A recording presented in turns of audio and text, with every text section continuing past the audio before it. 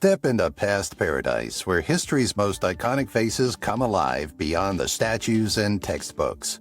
Abraham Lincoln's striking features remind us of a leader who carried a nation through civil war. Nikola Tesla, the visionary behind alternating current, continues to inspire modern energy innovation. Albert Einstein's genius reshaped physics, while Winston Churchill's resolute presence defined wartime leadership. And Martin Luther King Jr.'s powerful voice for justice echoes stronger than ever in today's movements.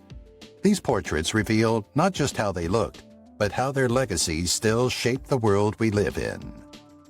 Here's what Abraham Lincoln actually looked like. Abraham Lincoln was born on February 12, 1809, in Hodgenville, Kentucky. Lincoln was tall from a very young age, eventually reaching about 6 feet 4 inches, unusually tall for the era. He had a lean, lanky frame with long limbs. Skin was fair, sometimes described as ruddy or sun-weathered due to outdoor labor.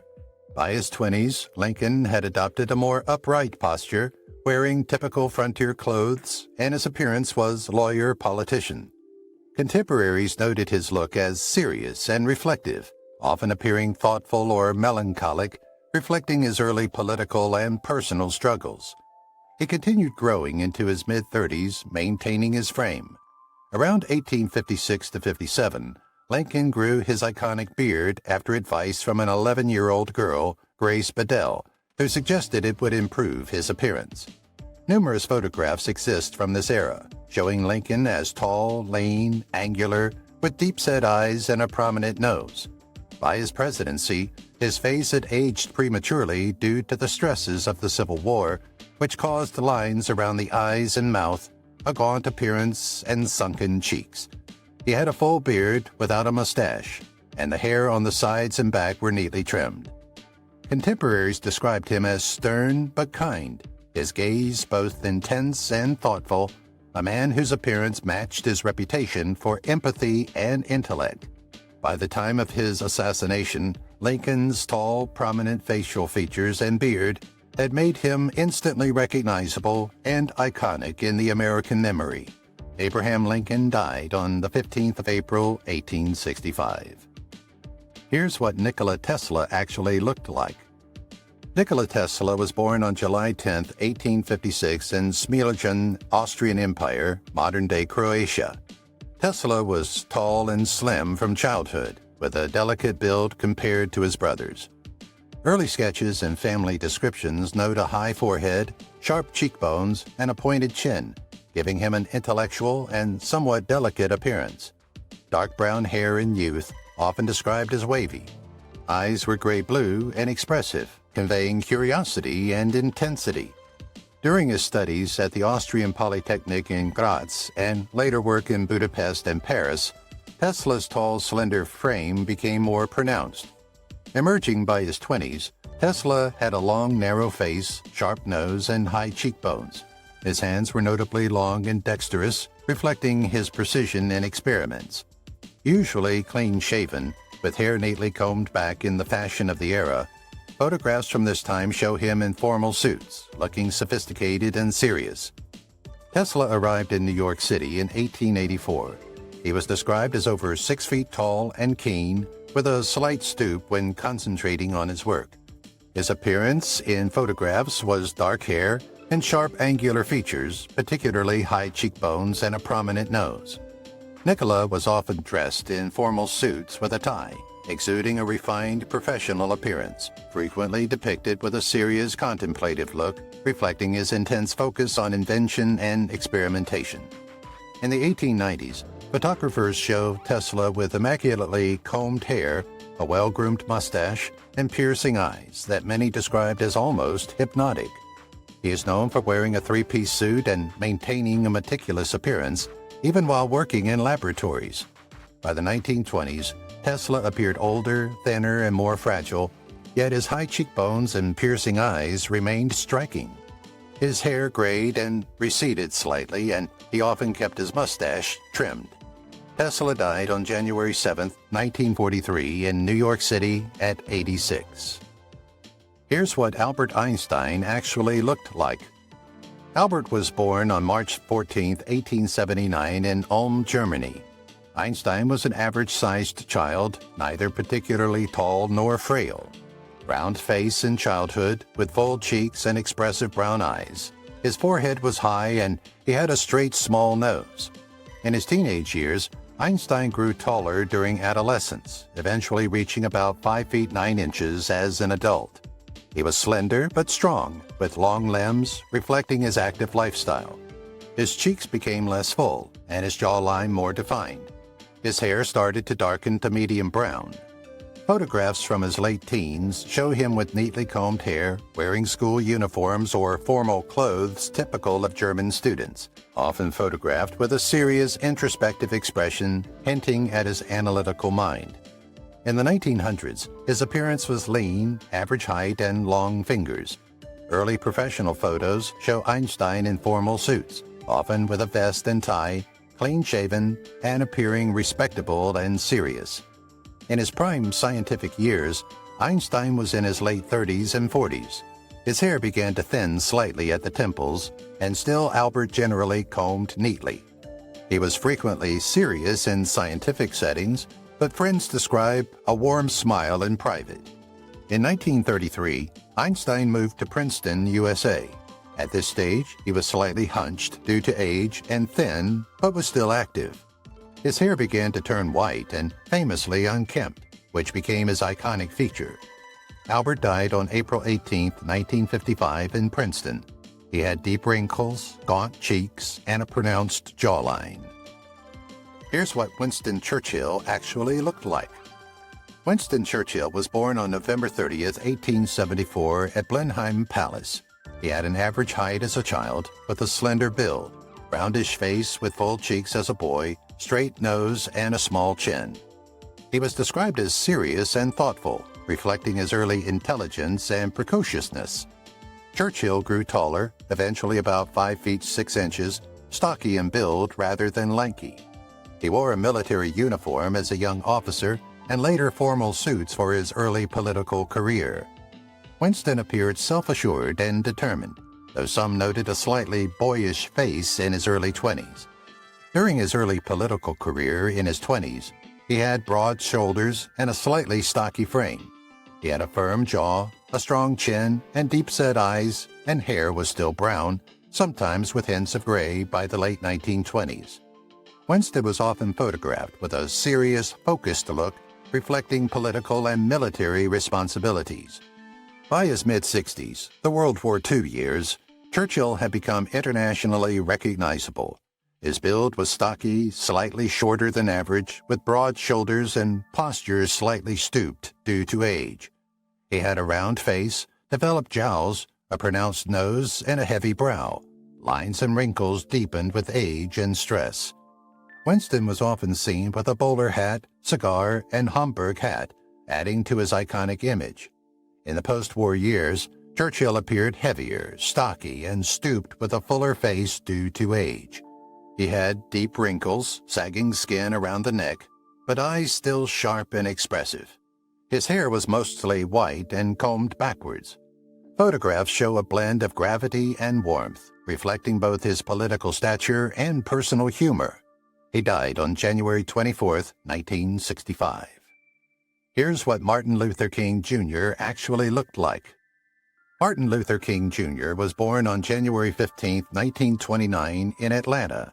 His appearance as a child was average height, slender build with dark brown skin and expressive brown eyes. Some of his facial features are rounded cheeks in childhood, full lips, and a high forehead, hinting at his intelligence. His hair was dark, tightly curled, and neatly combed. Even as a child, Martin was described as thoughtful, observant, and serious, reflecting his early intelligence and strong moral character. In his teenage years, he was tall and slender, reaching about 5 feet 7 inches as an adult. His facial features at that time were slim, high cheekbones, and deep-set eyes. He wore school uniforms or suits while in college, Morehouse College, Crozer Theological Seminary, and was often photographed in formal attire, reflecting his dignity and seriousness. Martin was known for calm, confident, and thoughtful expressions even in early speeches and sermons. In early civil rights leadership, his appearance was lean, fit, and slightly above average height. He maintained a poised and composed posture. His facial features were slim, strong cheekbones, and bright brown eyes. Martin was always formal in public, like suits, ties, and sometimes robes when preaching. Martin was often photographed with focused, determined, and compassionate expressions, embodying leadership and empathy. Peak leadership during the Montgomery bus boycott and March on Washington, MLK Jr. was in his 30s. Photographs showed resolute, compassionate, and eloquent expressions, capturing his charisma and moral authority. Martin died on April 4, 1968, in Memphis, Tennessee. His physical features were lean, slightly taller than average, and maintained his poised posture. Here's what Thomas Edison actually looked like. Thomas Edison was born on February 11, 1847, in Milan. His physical appearance as a child was average height, sturdy build, with light-colored skin. His facial features were a rounded face as a young boy, full cheeks, and a prominent forehead. Eyes were light-colored, possibly blue or gray, and expressive. He was described as curious and intelligent, often observing experiments and tinkering with small devices. During his teenage years, Edison grew to a medium height, slim but strong from manual labor and experiments. His facial features were narrowing with age. His nose became slightly more pronounced and his jawline more defined. Simple clothing typical of working-class boys and young men, sometimes seen in suspenders and collared shirts.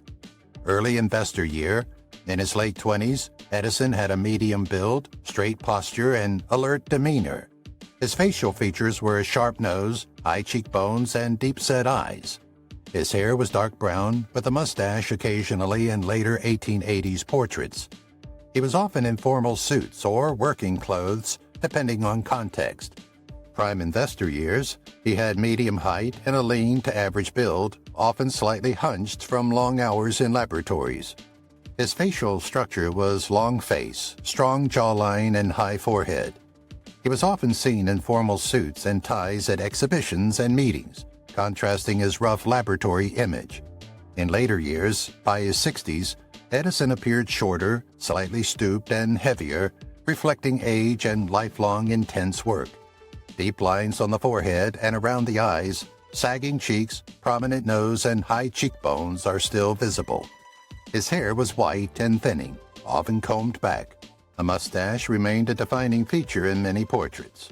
His photographs often show stern, thoughtful, or slightly smiling expressions, reflecting wisdom and the confidence of a prolific inventor. Thomas died on October 18, 1931, in West Orange. Here's what Marie Curie actually looked like. Marie Curie was born on November 7, 1867, in Warsaw, Poland. Physical appearance as a child was a small, slender frame, fair skin, and expressive dark eyes. Facial features were rounded cheeks in early childhood, a high forehead, and a soft jawline. Her hair was dark brown, usually tied back or neatly arranged in childhood portraits. In her teenage years, her physical growth was slender and of average height, with a poised, upright posture. Her face elongated slightly, nose straight, and cheekbones became more defined. Her hair was typically dark brown, tied back for practical reasons, especially when studying. Marie wore modest dresses typical of late 19th century Polish schoolgirls, later practical attire for higher education in Paris. Her expression was persistent and focused, reflecting her intense dedication to studies despite social and financial challenges. Early research career. She arrived in France to study at the Sorbonne, where she adopted a simple, elegant style suitable for an academic setting. Her physical appearance was lean and tall for a woman of her era, with slender hands often seen in lab work. Her facial features at that time were a sharp nose, high cheekbones, and a firm jawline. Her expression was calm, determined, and sometimes serious in photographs, reflecting her commitment to scientific research. Scientific recognition and the Middle Ages. Marie won the first Nobel Prize in Physics, 1903, and the second Nobel Prize in Chemistry, 1911. Her physical build was slender, slightly taller than average, and posture upright. Her facial features were mature, with defined cheekbones, a strong chin, and expressive eyes showing intelligence and determination. Photographs reveal her expression as intense and poised, with occasional gentle smiles in personal settings. Marie died on July 4, 1934, in Passy, France. Here's what Theodore Roosevelt actually looked like. Theodore Roosevelt was born on October 27, 1858, in New York City. His physical appearance as a child was slightly frail and asthmatic, with light skin, a round face, and expressive hazel or light brown eyes.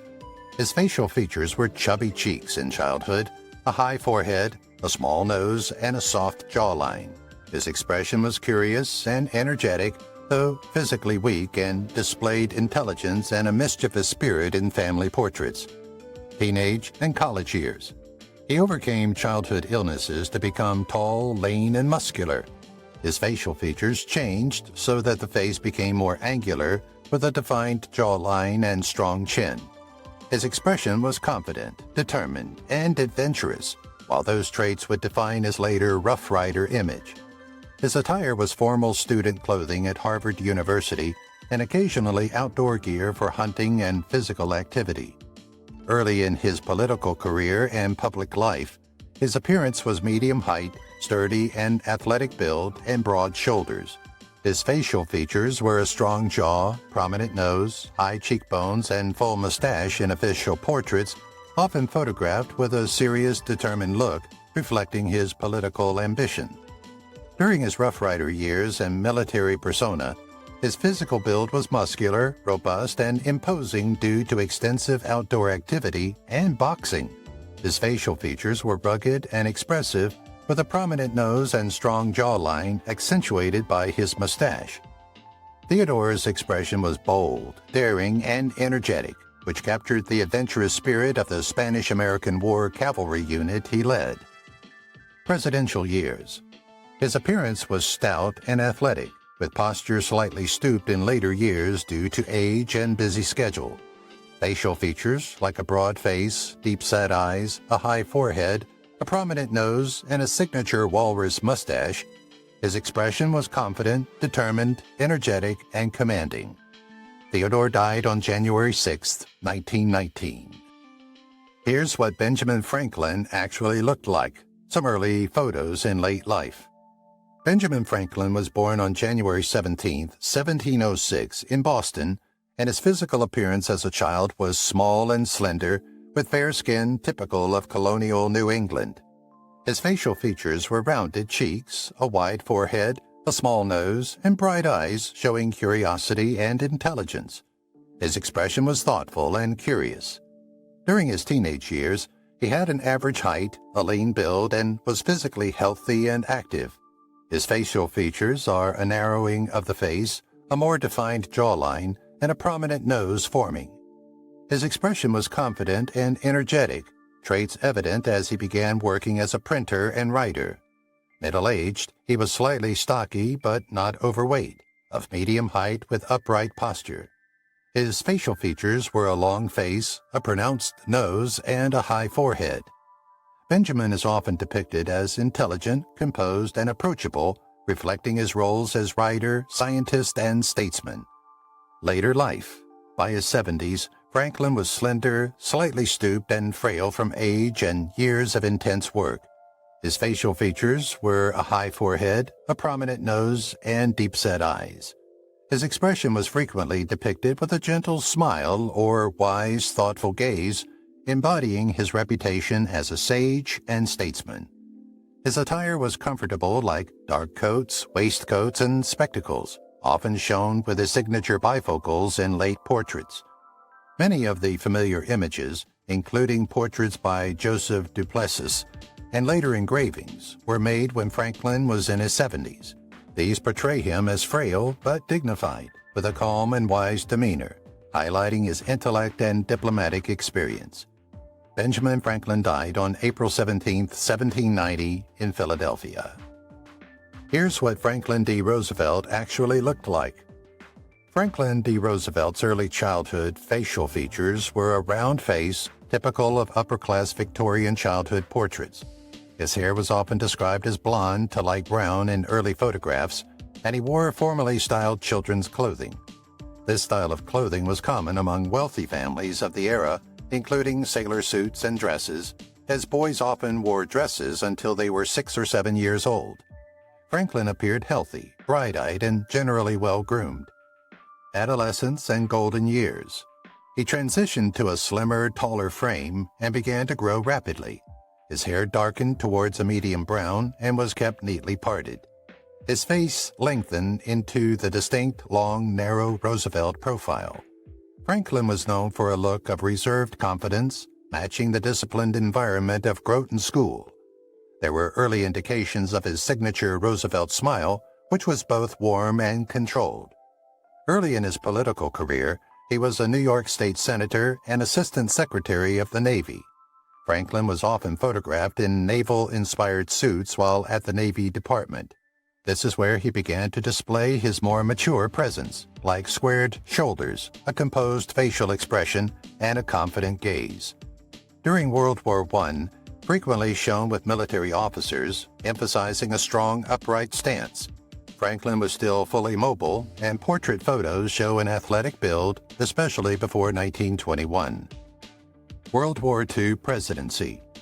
During wartime stress, he appeared older, thinner, and more fatigued, with deepened facial lines, noticeably grayer hair, and more hollow cheeks by the early 1940s. At Warm Springs, shortly before Franklin's death, he appeared extremely thin, pale, and tired, and his hair was nearly all silver gray. The last photograph of him shows a drawn expression, pronounced cheekbones, and shadowed eyes. Here's what Charles Darwin actually looked like. Charles Darwin's early childhood facial features included a round-faced, fair-skinned boy with a gentle and earnest expression. His hair was light brown, which was common for boys in the early 19th century. Darwin was described as having a healthy, rose complexion and bright, observant eyes even at a young age. Early portraits show him in neatly tailored children's clothing, typical of a prosperous English family. Darwin later recalled being known for his curious, alert gaze, reflecting an early interest in the natural world. Young adulthood. As a young man, Darwin had wavy light brown hair, which was often swept to the side. He had clear blue or gray-blue eyes, noted by acquaintances. His build was moderate height, lean, and athletic-framed, thanks to outdoor activities like beetle hunting. His clothing was dark academic coats, high collars, and waistcoats. Contemporary descriptions call him pleasant-looking, polite, and modest, with a quietly cheerful demeanor. Charles appeared more scholarly, with hair growing thinner on top, early signs of balding. His long hours of study in the formal Victorian attire, often with a high collar and cravat. His expression in photographs was calm, introspective, and slightly reserved. Middle age. This phase is when Darwin began to look like the figure most associated with him today. His hairline had receded significantly, leaving him mostly bald on top with tufts of hair at the sides. He made his trademark by flowing beard, which became almost completely white by his mid-50s. The beard visually elongated his face, giving him a sage-like, almost patriarchal appearance. He had deep-set eyes and prominent eyebrows, which created a thoughtful, sometimes intense expression. His complexion became pale due to chronic illness and indoor work. Charles Darwin passed away on 19th April 1882. Here's what Queen Victoria actually looked like. Queen Victoria was born on May 24, 1819 at Kensington Palace. She was described as a small, healthy infant with a round face, rosy cheeks, and bright blue eyes, with a trait that remained her whole life. Her hair was light brown and often curled naturally. Early portraits by Sir William Beechey and others show her as delicate, cheerful, and expressive, reflecting her sheltered upbringing.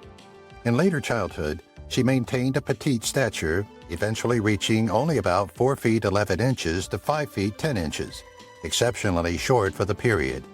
Her complexion was pale and smooth, with a round, youthful face and a generally soft appearance. By her teens, she had a slender frame, though not fragile, while observers noted that she carried herself with surprising confidence. Her hair remained light to medium brown, worn in fashionable curls around the face. Portraits from this era show her in Regency and early Victorian gowns, projecting purity and innocence. Marriage to Prince Albert. She adopted a more composed, dignified expression, though still retaining warmth. Her figure became fuller after the births of her 9 children, 1840 to 57.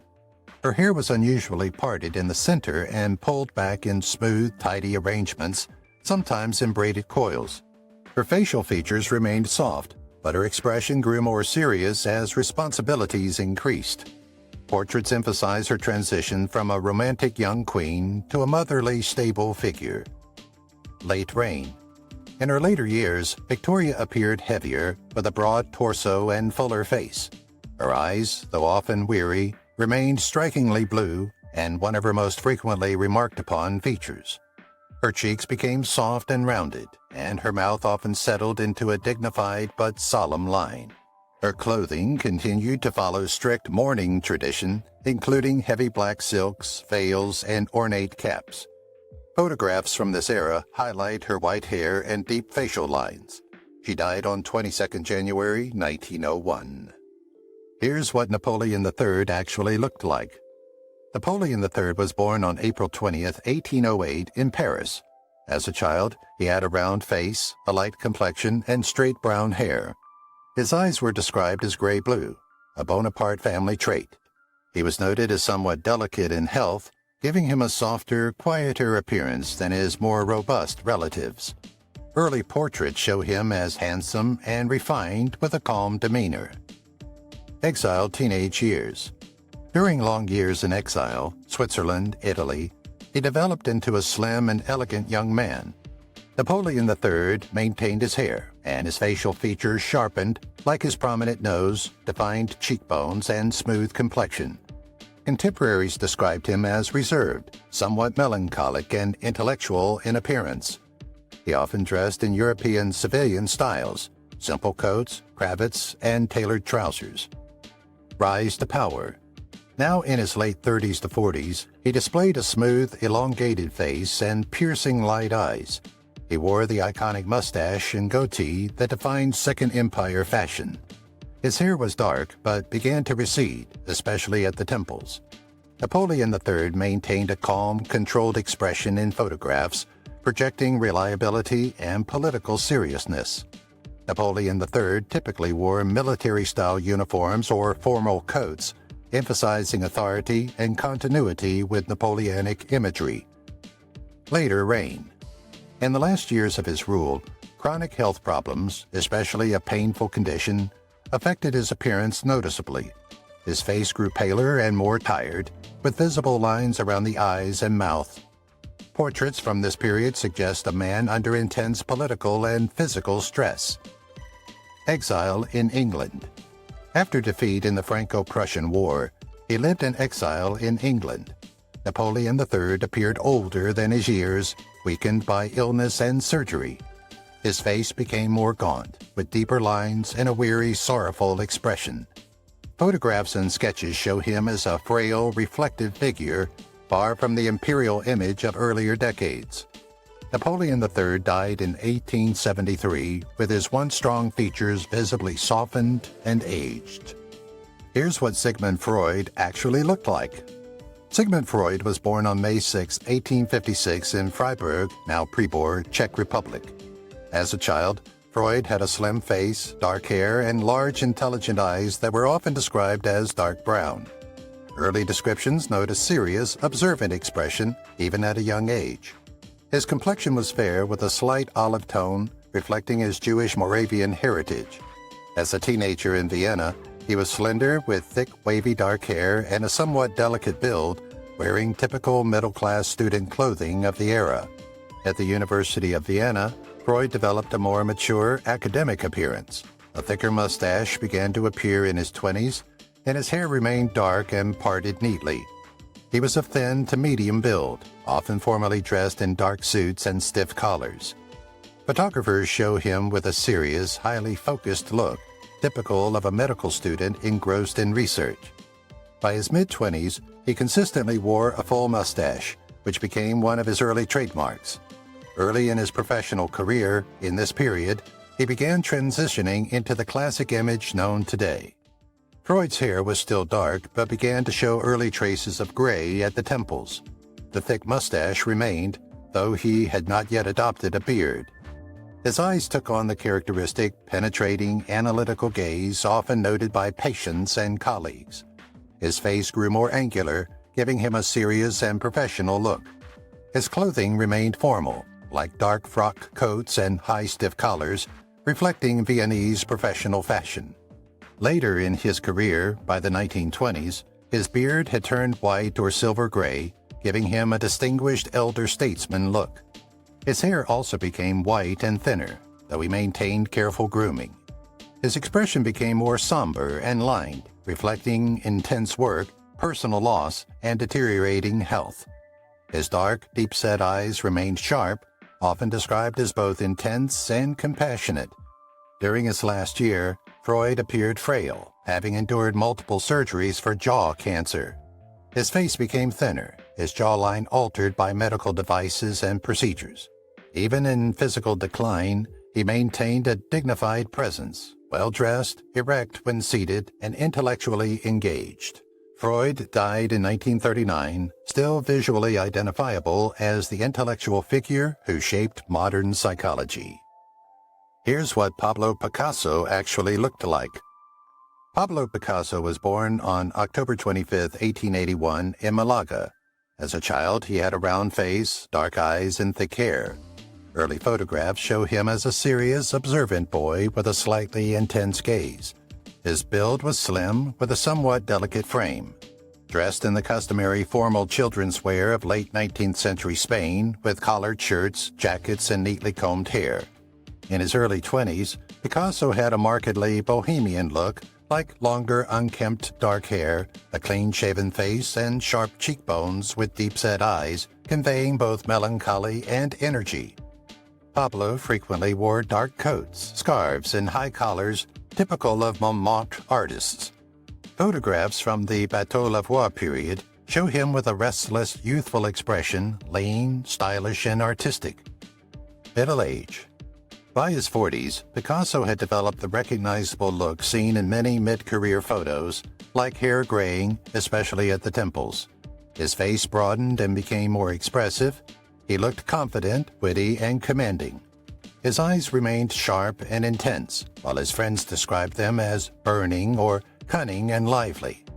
Frequently photographed in sailor shirts, sweaters, or open-collar shirts with items that became part of his artistic image, this is the most iconic period of Picasso's appearance, and the one most people recognize.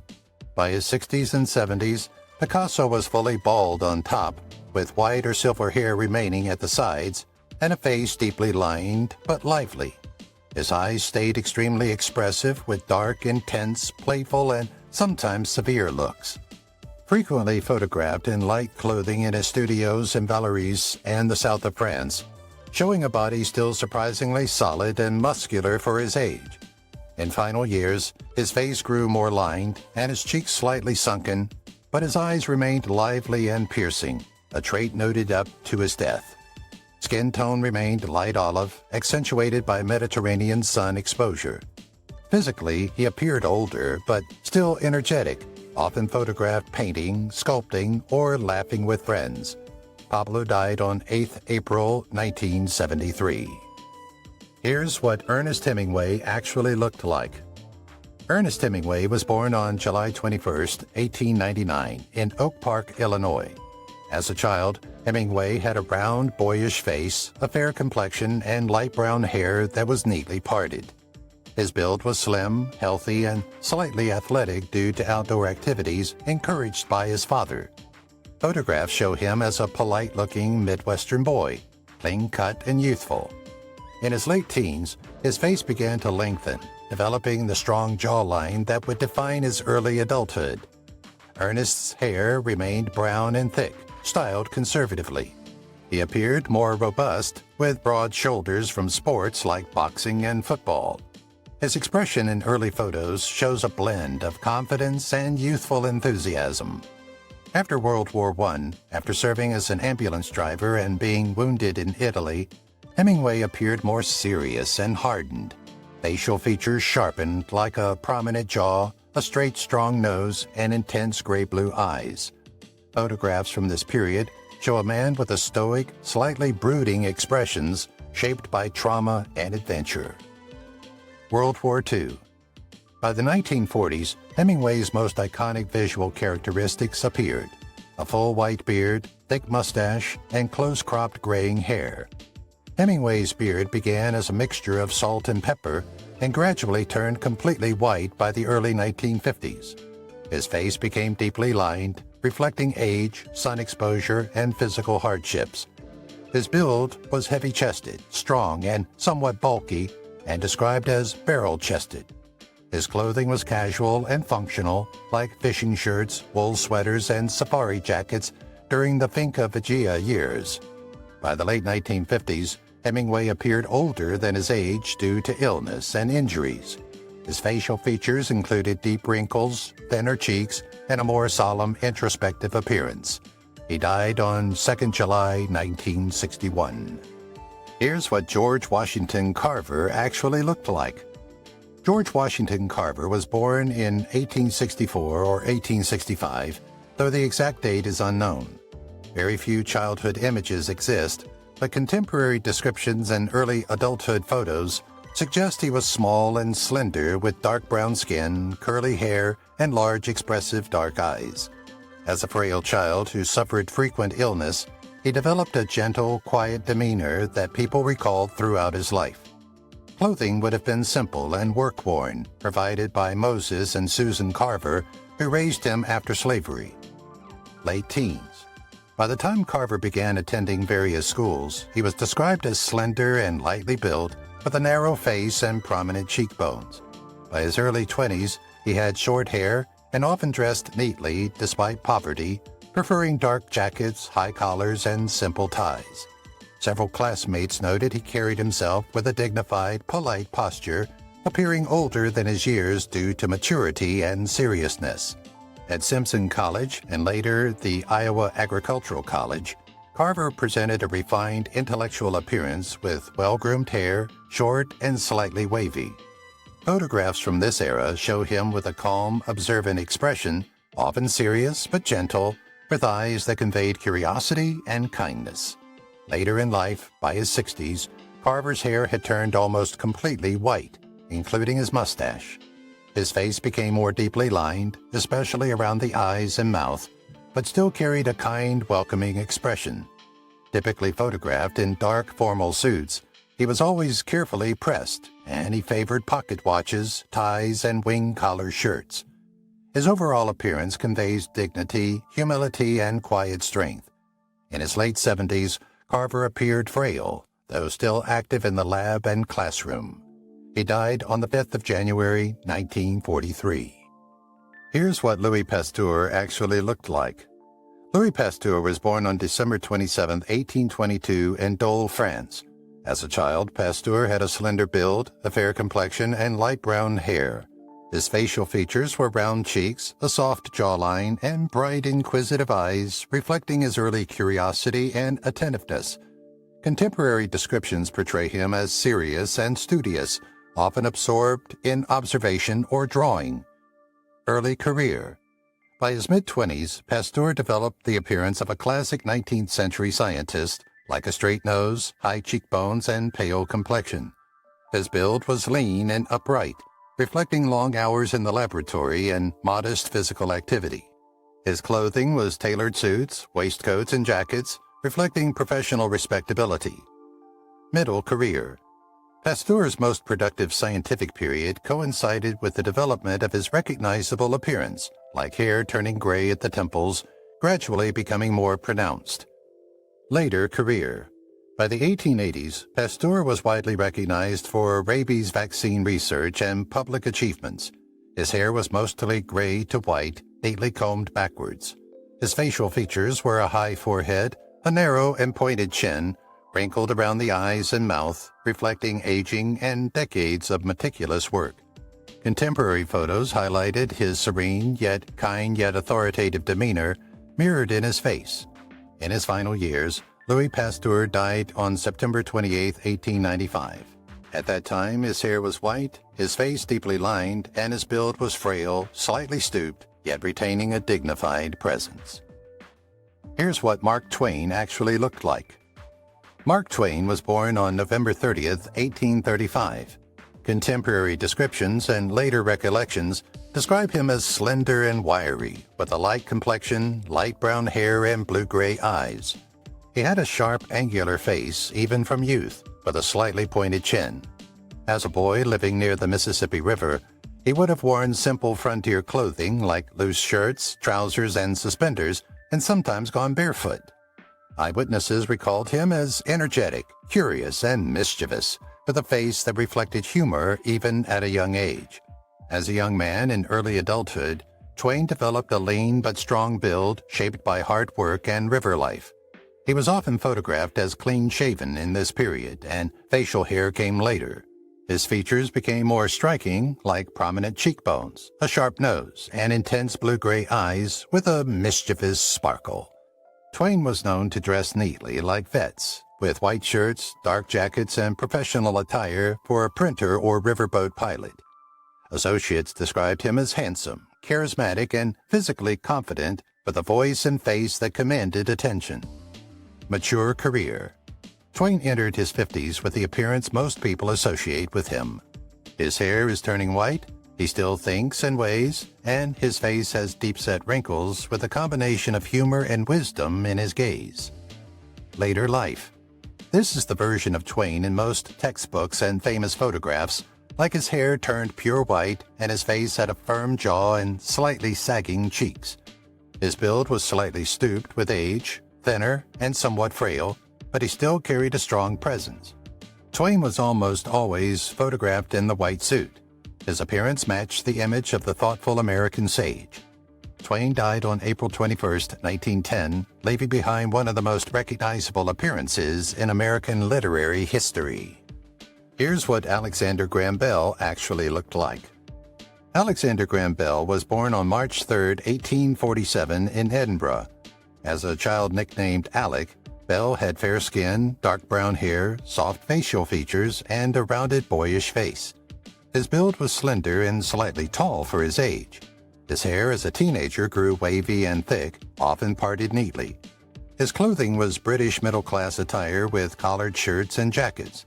Even as a youth, observers described his serious, observant, and introspective expression, mirroring his early interest in sound and mechanics. By his late teens and early 20s, Bell developed a lean, upright build and wavy dark hair that tended to curl around the ears. His blue-gray eyes were described as bright and thoughtful, often intense when he explained scientific concepts. His jawline became more defined, and his features sharpened into a classic Victorian intellectual appearance. In midlife, Bell's beard became thicker and more dramatic, developing into one of his most defining features. His hair began to show significant gray, especially at the temples and in the beard. Elder statesman. This was the most iconic appearance of Alexander Graham Bell. His hair turned white and thick, often brushing outward and backward. His beard was long, full, and pure white. He was often described as flowing, forming a halo around his face. His face had strong cheekbones and deep wrinkles from age and long outdoor work. In the final years, Bell grew more frail, though still dignified. His beard remained long, full, and snowy white, framing his deeply lined face. In the last photographs, he appears serene, scholarly, and deeply thoughtful, embodying the image of a venerable scientific elder. He died on August 2, 1922, leaving behind the legacy in scientific history and is still remembered today. Here's what Vincent van Gogh actually looked like, photographed in later years. In the early childhood years, Vincent was described as a quiet, serious child with an observant expression. Family letters describe him as shorter and sturdier than his siblings in early years. His face as a young child was rounder, with soft features typical of Dutch rural children in the mid-19th century. Early family remarks indicate he had fair to light brown hair, which later darkened. His eyes were greenish-blue, a color that remains consistent in all adult descriptions. He wore typical Dutch parish children's clothing, like dark wool jackets, simple shirts, and short trousers. Early childhood. At age 19 in the photograph, he is thin but not gaunt, with a straight, proper posture fitting his role as a young art dealer and appearing serious and composed. His facial features were an oval to long face with a developing angularity, a strong nose, and light stubble occasionally mentioned by his colleagues. He wore formal business attire like well-fitted suit jackets, high collars and narrow ties, and clean grooming as required for art dealership work. Arles and the South. This is the period producing the most recognized visual record of Van Gogh's face through self-portraits. His physical condition was thinner than ever due to poor diet and mental stress. His red-orange beard becomes his hallmark image. His facial features were deeply expressive, with eyes alternating between intensity and exhaustion. In his final years, physicians and villagers described him as looking exhausted, pale, and older than his years. Photographs do not exist, but Dr. Gachet's portrait captures gaunt cheeks, deep lines around the eyes, and a mixture of melancholy and intensity. Vincent van Gogh died on the 29th of July, 1890. Here's what Joseph Stalin actually looked like. Stalin was born in Gori, Georgia. He suffered several childhood illnesses, including smallpox, which left pitted scars on his face that remained throughout his life. His left arm and hand were injured in a carriage accident around age 12, leaving his left arm shorter and somewhat stiff. His facial features were rounder, with a childlike face and a dark Caucasus complexion. Joseph had large, expressive brown eyes, often described as soft or melancholic in childhood recollections. Teenage years. By his mid-teens, Stalin had developed into a slim, sharply featured young man. His face lengthened and his cheekbones became more defined. The smallpox scars were noticeable but often softened by angled lighting in early photographs. His hair was thick and wavy, emerging as a character with a quiet, brooding intensity in photographs. His expressions were serious, reflective, and somewhat detached. His clothing consisted of seminary uniforms, which were dark, conservative, and clerical in style. In informal early photographs, he occasionally wore traditional Georgian style, including embroidered jackets. He noticeably aged during World War II, like his deeper wrinkles on his forehead and around his eyes, heavier bags under eyes, and thicker torso. His face alternated between puffy and gaunt during wartime stress. His hair became steel gray, thin on top but still combed back. War-era images show a much more tired, stern, and withdrawn Stalin. Eyewitnesses described him as physically slower and prone to silence. In his final years, Stalin had a puffy face, exhibited slower movements, and appeared markedly older than his actual age of early 70s. Joseph Stalin died on the 5th of March, 1953. Here's what Vladimir Lenin actually looked like. Vladimir was born in Simbirsk to a well-educated Russian family. As a child, Lenin had a round, soft face with a fair complexion. His hair was light brown, straight, and neatly kept. He had sharp, observant eyes, which were often described as unusually attentive for his age. His childhood clothing was simple, proper, and typical of a respectable provincial family. Young Revolutionary period. By his early 20s, his receding hairline was visible. He began growing his reddish-brown beard and mustache, creating a more mature and distinctive appearance. His facial features sharpened with high cheekbones, a defined jaw, and strong nose. Photographs show him thin but healthy, with a controlled and serious gaze. Typically wore dark suits, simple ties, and worker-style jackets consistent with underground revolutionary activity. During the revolution and early Soviet leadership, the classic Lenin image emerged, and smooth bald head, a trimmed pointed beard, and sharp angular features. His lines around the forehead and eyes deepened due to stress and long working hours. Witnesses describe him as energetic, restless, and visually intense. He was often photographed wearing either a dark suit or a worker's cap and overcoat. His expressions ranged from stern concentration to brief, tightly controlled smiles. In later years, a series of strokes dramatically affected his health and appearance. He became thin, pale, and visibly weakened, with a more fragile posture. His beard grew lighter and less full, and the remaining side hairs were trimmed significantly. His once sharp eyes appeared more tired and subdued. The final photographs show a gaunt face, noticeable sunken cheeks, and fatigued expression. Despite the decline, the bald head and pointed beard maintained his instantly recognizable silhouette. Vladimir Lenin died on the 21st of January, 1924. Here's what Benito Mussolini actually looked like. Benito was born on July 29, 1883 in Italy. As a child, Mussolini had a roundish, expressive face with a fair to slightly olive complexion. His hair was light brown and worn in a simple style. Eyes were dark brown, alert and observant, often described as intense even in youth. He was physically active and strong, reflecting a healthy, energetic build from his rural Italian upbringing. He wore typical children's clothing of modest Italian families like simple shirts, jackets, and trousers. World War I. His hair remained dark brown, slightly thinning with age, combed back for a disciplined look.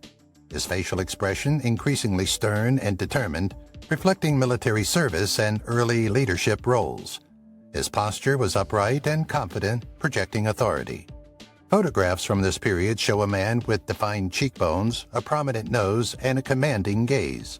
His clothing shifted toward military-style uniforms, tailored jackets, and occasionally formal suits, projecting leadership and discipline. World War II. Benito's hair began to thin slightly at the temples but remained dark. His facial lines deepened around his eyes and mouth, showing stress and aging. His body retained firmness but was slightly less muscular than in earlier years due to age and wartime pressures. Photographs show him with a resolute, often scowling expression, and sometimes masking fatigue with stern poise. His clothing was military uniforms with medals, formal suits, and occasionally casual civilian attire. By April 1945, Mussolini appeared older, stressed, and physically weakened due to wartime collapse. His eyes maintained a penetrating stare, but often appeared tired. He was executed on April 28, 1945. Here's what Adolf Hitler actually looked like. Adolf Hitler was born on April 20, 1889 in Braunau am Inn, Austria. As a child, Hitler had a roundish, soft face with fair skin and slightly ruddy complexion. His hair was light brown, straight, and typically unstyled in early childhood. His eyes were blue, clear, and observant, often described as unusually piercing even as a child. Physically, he was of average build, slightly shorter than peers at first, with fair health. He wore modest, simple clothing typical of middle-class Austrian families. Young adulthood. His hair became darker, approaching dark brown, and combed neatly. His facial features were a more angular face, a high forehead, and prominent nose. He maintained a slender, upright posture and lean musculature, reflecting moderate physical activity. Photographs show him as serious and in contemplative expression. Adolf was often dressed in modest suits or artist-style clothing while pursuing painting in Vienna. Rise to power. The iconic Hitler image emerged with short, dark hair, toothbrush mustache, and sharp, angular facial features. Adolf maintained a lean, athletic build, emphasizing a disciplined and upright posture. His clothing was a Nazi Party uniform, military-style jackets, or simple suits. While he was often photographed giving speeches with intense and focused expressions. World War II, his hair began to thin and crown over time. His facial lines deepened around his eyes and forehead. In the final days of his Führerbunker, Hitler appeared physically weakened, pale, and aged with sunken cheeks and deepened facial lines. His eyes appeared more tired, but retained their characteristic piercing quality. He died by suicide on April 30, 1945, in Germany. Here's what Che Guevara actually looked like. Che was born on June 14, 1928, in Rosario. As a child, Che had a round face, fair to light olive skin, and soft facial features. His eyes were dark brown, expressive and lively, reflecting early curiosity and intelligence. He was physically prone to asthma, but generally healthy with a slender build. His clothing was typical of middle-class Argentine children, with casual shirts, shorts, and sweaters. University years. Guevara attended medical school at the University of Buenos Aires, while his hair remained medium to dark brown, kept neat and longer.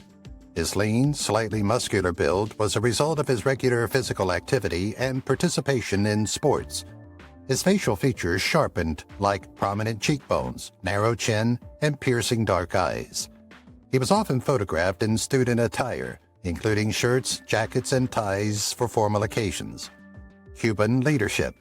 His hair remained dark, often medium length and slightly unkempt. His beard was full, especially in photographs taken in the Congo and Bolivia. He was slim but physically strong, his build maintained through active travel and outdoor campaigns. His facial expressions conveyed intensity, idealism, and resolve, becoming globally recognizable. His clothing was military uniforms, fatigue shirts, and caps, like he sometimes photographed in civilian attire for diplomatic occasions. His eyes remained piercing and reflective, capturing charisma and revolutionary determination. By the time of his capture in Bolivia, Che appeared thin, rugged, and physically weathered from guerrilla warfare. He was executed on October 9, 1967, in La Higuera, Bolivia. Here's what John F. Kennedy actually looked like. John was born on May 29, 1917, in Brookline.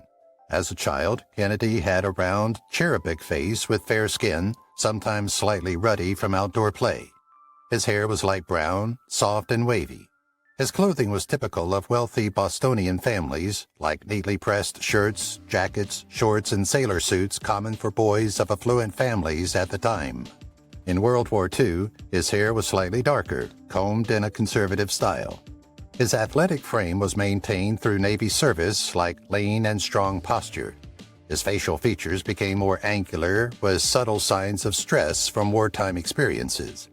His eyes remained clear, determined, and thoughtful, often described as lively or engaging.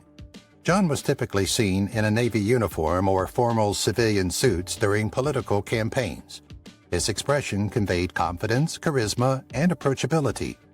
During his presidency, his hair was dark brown and combed neatly with a signature side part.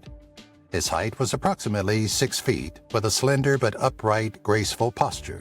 His facial features were refined and symmetrical, like a high forehead, a straight nose, and a strong chin. He was often photographed smiling or speaking. His expressions projected youthful energy, confidence, and charm.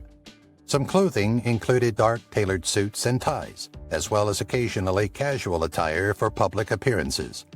By November 1963, JFK appeared slightly fatigued due to political pressures, but retained his distinctive, charismatic look. John died tragically on November 22, 1963, in Dallas, Texas. Here's what Ronald Reagan actually looked like. Ronald was born on February 6, 1911, in Tampico. As a child, Reagan had a round, friendly face with fair skin and a slightly ruddy complexion. His hair was light brown, straight and neatly combed. His eyes were blue, bright and expressive, which was often described as lively and cheerful.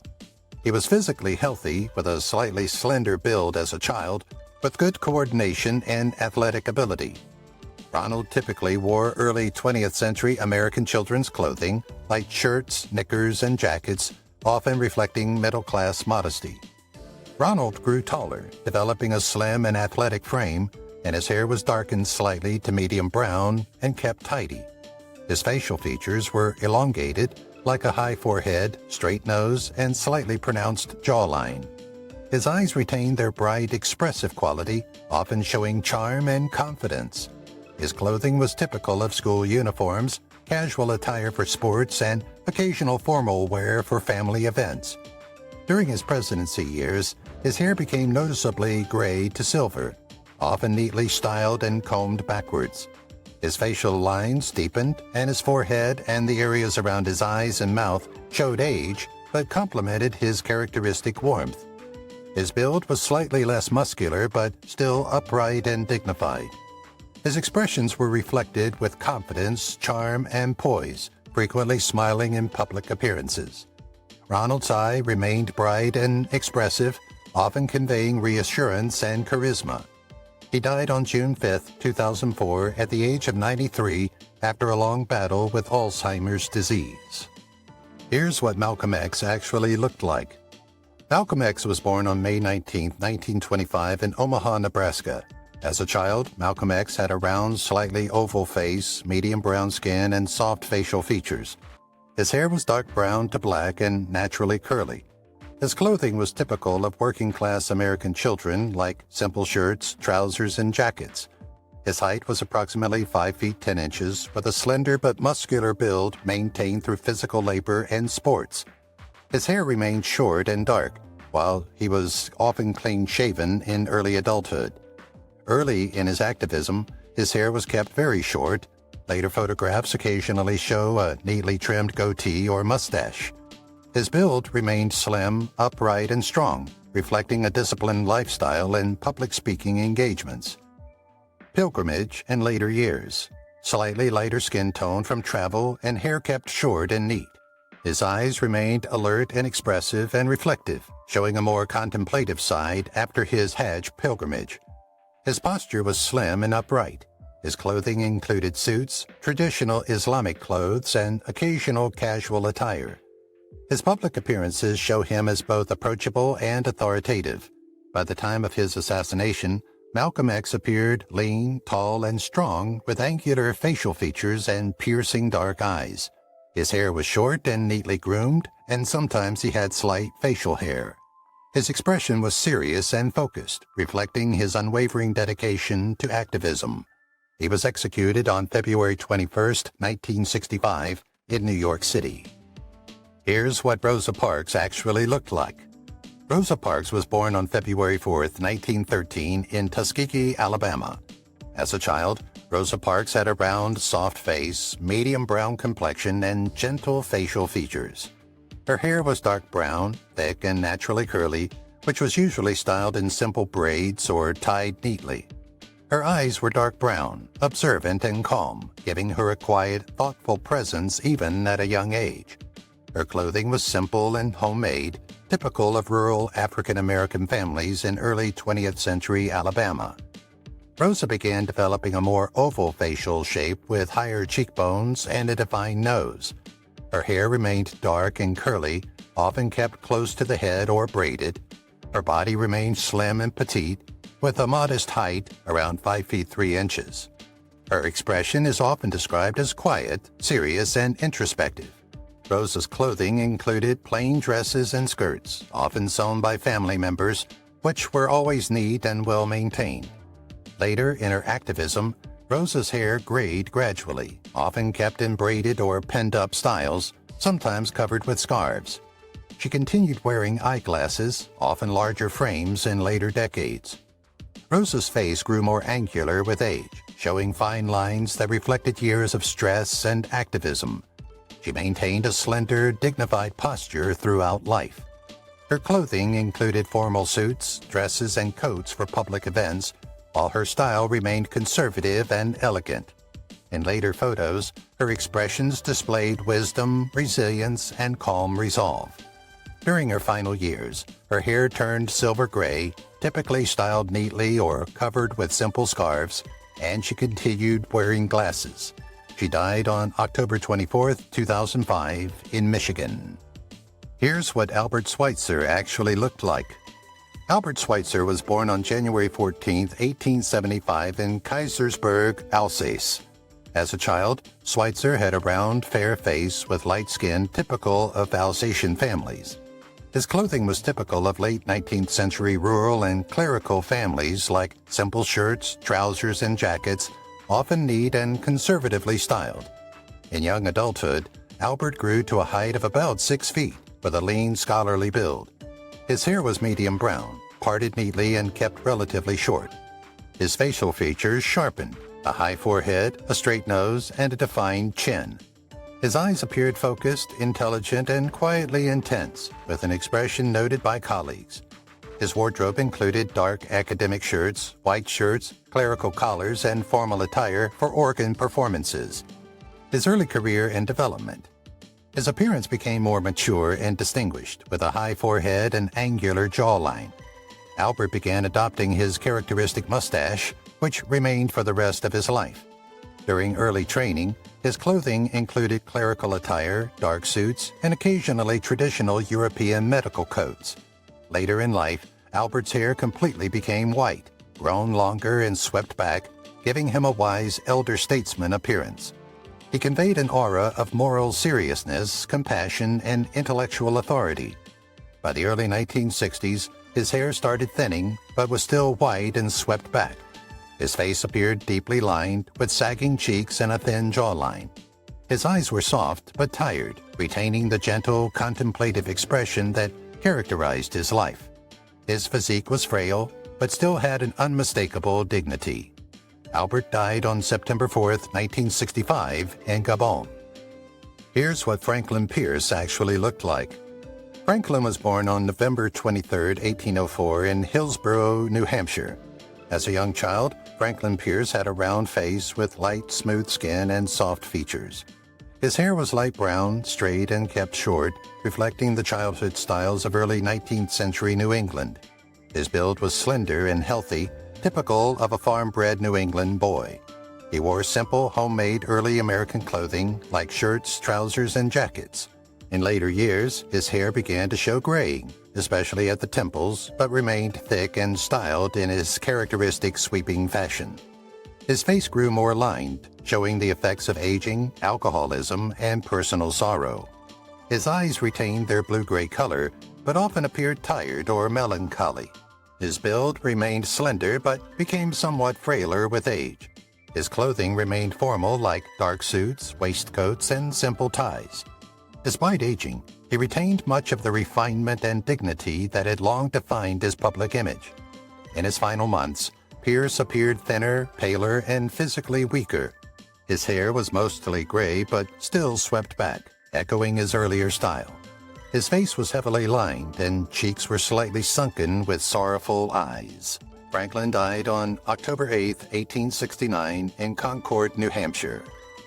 Here's what Mary Ann Bevan actually looked like. Mary Ann was born on December 20, 1874, in Plaistow, East London. As a child, Mary Ann had a typical, healthy facial structure with a round, soft face and normal bone structure. Her complexion was fair, typical of English families of the period. Her eyes were brown and gentle, described as warm and expressive. She was physically average in height and build, and her appearance was not unusual. Mary's clothing was typical of late 19th century working-class British girls with modest dresses, aprons, and simple boots. Public life.